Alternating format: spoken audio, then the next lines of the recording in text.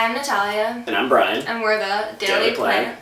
Today's video is going to be a tutorial on how to make a self-watering plant pot using a wine bottle. To make the self-watering pot, you're going to need acetone, string, possibly a candle wick, and if you don't have one, you can make one using more string, scissors, gloves, a lighter, and a wine bottle. It needs to be empty, and you need to remove any labels from it because this will be a problem later on. So there are certain plants that are really good for the self-watering planter and some that aren't. So you got to keep in mind that when you're doing this, the soil is going to be constantly wet. So you want to choose plants that like having soil that's constantly wet. Examples include marantas, pretty much any carnivorous plants like Venus flytraps, and cranberries if you want to grow any of those. Some plants that you really wouldn't want to use are, for example, epiphyllums or other orchid cacti, other cactus, succulents, any plants that like having well-drained soil. Alright guys, so now we're actually out here trying to make this. Just general disclaimer, there's going to be broken glass and some acetone and some flames, so please just make good choices and don't hurt yourselves. So the first thing we're going to need is some twine, and we're going to wrap it around the actual spot where we want it to eventually cut. So we're going to have probably, this is about a ½ an inch thick band that we've put around it, right? And so now what we're going to do is put some gloves on, because there's going to be fire and glass. And we have our ice bath here. The important thing here is to try to make the water as cold as you can get it. So you want to try and put enough ice in it that the ice stays in there without really melting too quickly. That's how we know it's cold enough. Because as much as it's important that we get this rope nice and hot, the more important thing is that we get the water really cold for it to make a nice clean break. So what I'm going to do is I'm going to work this off of the bottle. And then the tricky part here is to make sure that it doesn't become unwound, right? I should do this probably without the gloves on so that they don't get acetone on them. Like I said, try to keep it like this. And what we're going to do is take our cup full of acetone, right? Make sure to keep this far away from anything that's going to be on fire. And we're just going to start working it through, like this. I like to do it this way because that way the rope doesn't get untangled and you can still get the entire thing kind of saturated with acetone. Like so.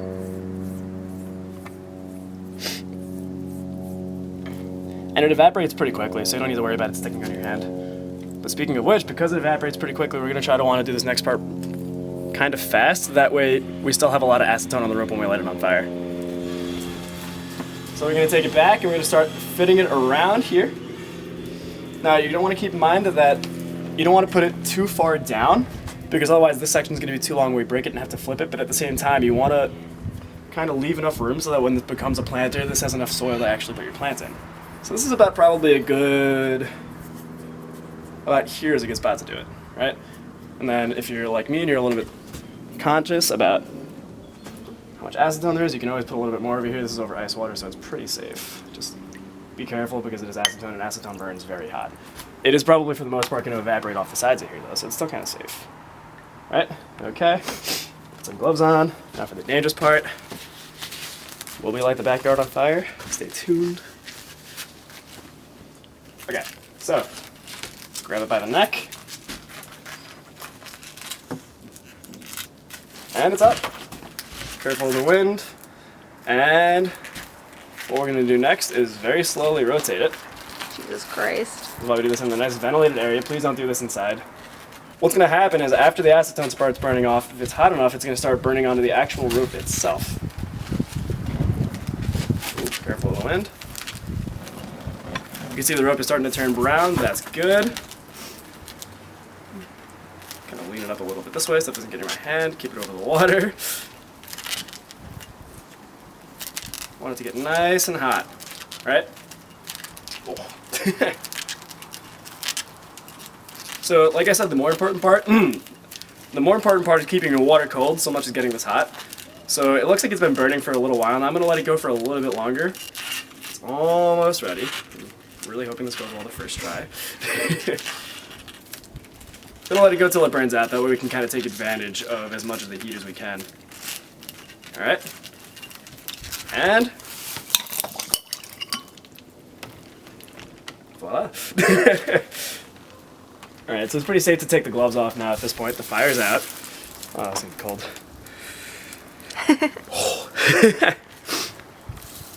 That's not bad. So you can see there definitely are some cracks along here. That's pretty safe. I shouldn't be doing this with my bare hands, but it's kind of fine. So yeah, I'm not entirely happy with the amount of cracks we have on here, but they aren't structurally dangerous as long as you're not playing, baseball with this. I think it's pretty fine. So, and then this is really nice. Look at this. There's no actual cracks or breaks. That came off really nicely. There's this one point, but we'll sand that off. And then as you can see down here, oh, that's cold. Here's the actual section that broke. And you can see, so it didn't just break along the actual section of the rope. There's about maybe a half an inch or two around on each side that broke that nicely. So put that back. Be careful, although this is broken glass. I should be wearing gloves. And we're just gonna make sure that it sits there nicely. Oh, that's really perfect. So you can see the basin is kind of like, it's large enough to actually support a decent amount of soil, but at the same time, the neck doesn't go down too far that it doesn't fit back into the bottle, right? So now what we're gonna do is we're gonna put some gloves back on, some dry ones. These are cold. And then just to make this thing a lot safer to handle, we're gonna sand down that glass. I'm a little bit more worried about this one, so I'm gonna do the other one first.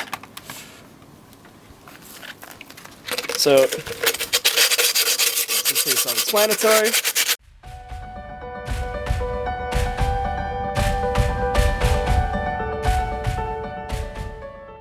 So now we're gonna do it with this guy. So obviously we're gonna be a lot more gentle because it's got all these little micro cracks here. Like I said, this shouldn't really matter as far as the actual planter goes. We're not chucking it around, it's gonna be sitting still. If you want, you can give this a few more goes until you get a top that's nice and not broken. But that's a little more difficult just because the glass does curve. So we're gonna go ahead and sand that part too.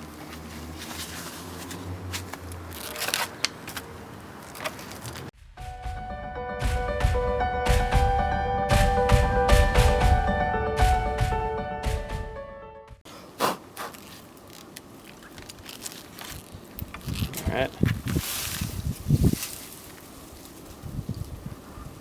That seems pretty much good to me. I can tell with that. Alright. That was the worst part. Voila. Alright, cool.